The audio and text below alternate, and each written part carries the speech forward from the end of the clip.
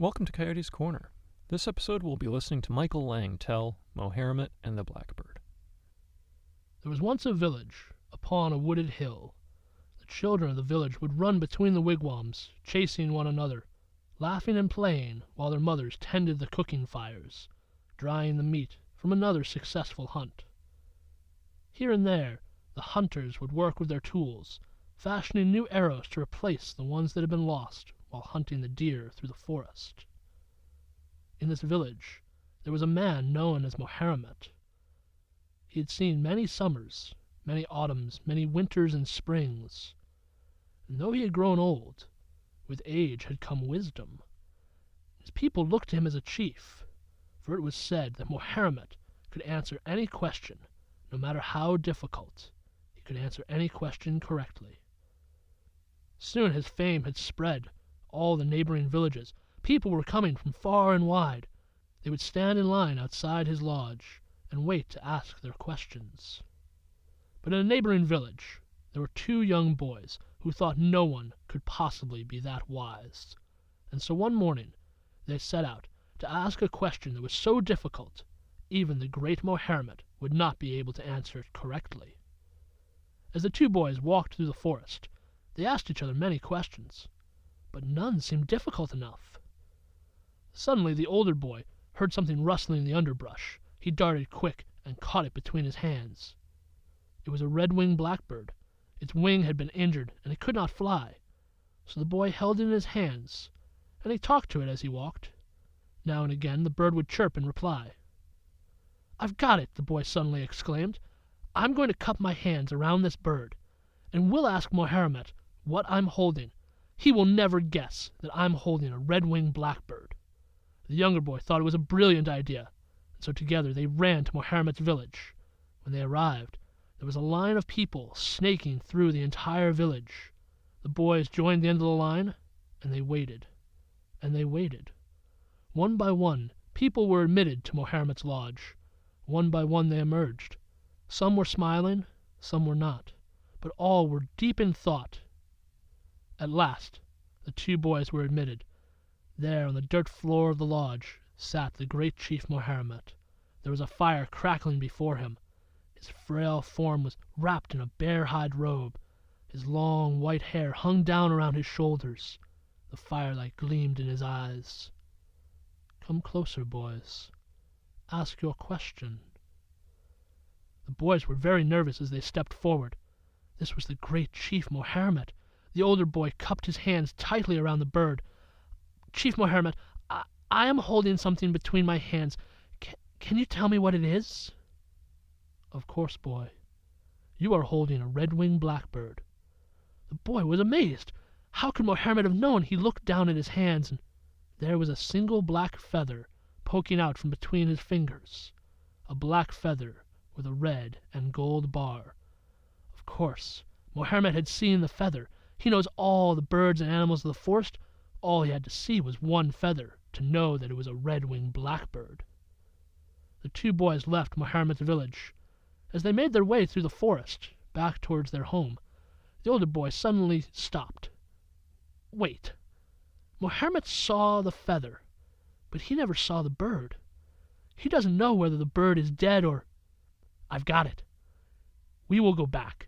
I'll cup my hands around the bird again, and we'll ask Moharimet if the bird is dead or alive.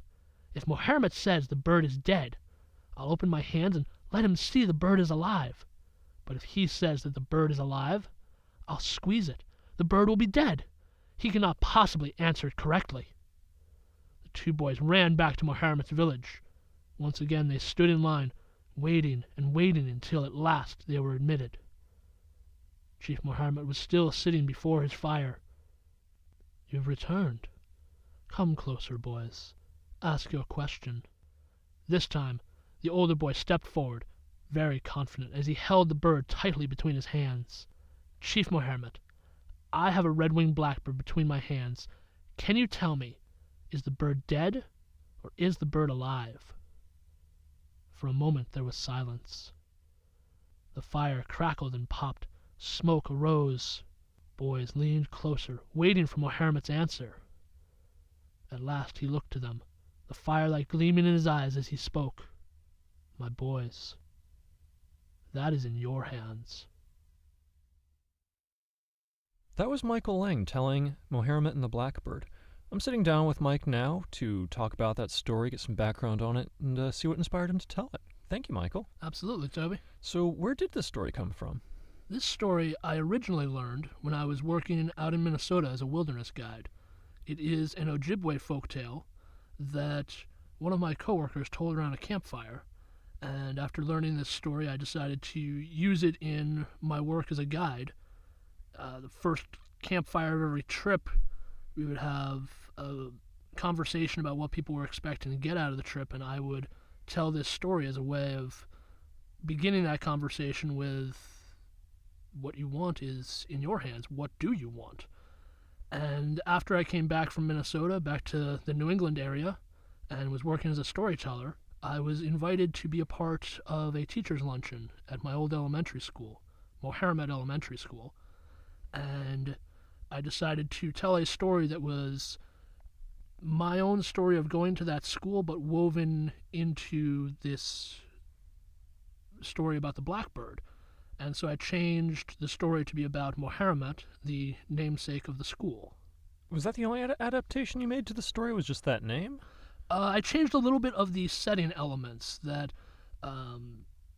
when I tell this story to a live audience, depending on where I am, I'll say it's a nearby wooded hill, and we'll describe that hill a little bit more because the site of Moharimet's camp is very close to the school. And I would describe that village using terms that are appropriate for the Native Americans who lived in the New England area of wigwams and lodges. While the Ojibwe did also live in similar dwellings, I felt it was more appropriate to try to describe the New England forest areas rather than the Minnesotan forest areas. Now, do you have any reservations about kind of uprooting that story and translating it? I know we've talked about your adaptations and what you feel free to change, what you don't feel free to change before, but how does that play in this context with this story? Well, that's a good question. There are a lot of Native American stories that have traveled between many tribes. I don't know if that is true for this story, but I know the stories of heroes like Gluskabe and some of the animal folk tales. There are various versions where the story is slightly different, but the overall theme of the story is the same. The name may have changed.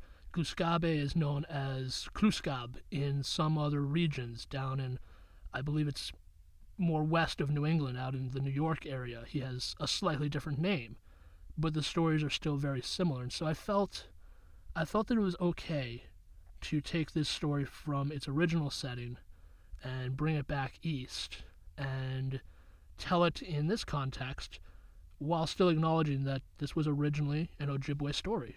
Stories travel and they change, and that's okay. Okay.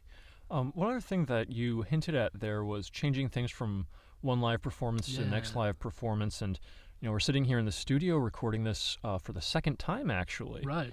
And in our kind of prep for this episode, you were commenting on, hey, this is really similar to the last time you told it in this telling. Yeah, it is. So how do these stories evolve for yourself? How does the story grow as you tell it between live audiences, studio recordings, etc.? Well, when I'm with a live audience, I'm often using hand gestures and using my body, and I'll be telling things that are more interactive with the audience. Here in our studio, when it's going to just be my voice coming through the speakers in the end, the hand gestures and the movements don't really help. In fact, they kind of hinder as my hand is brushing against things here in the studio. And so for me, the hardest part is when I get to the parts where the boy is cupping the bird between his hands. Normally I'd have my hands outstretched and pretending that I'm cupping this bird and keeping it hidden. Here in the studio, that doesn't really work. As far as the story growing between recordings, what I've noticed are that there are more details. Some of the details I've changed, in some places I've just added more. And I think a lot of that comes from just telling the story again and again and becoming becoming more aware of either the setting or the characters, and those details sort of just dropping themselves into the story.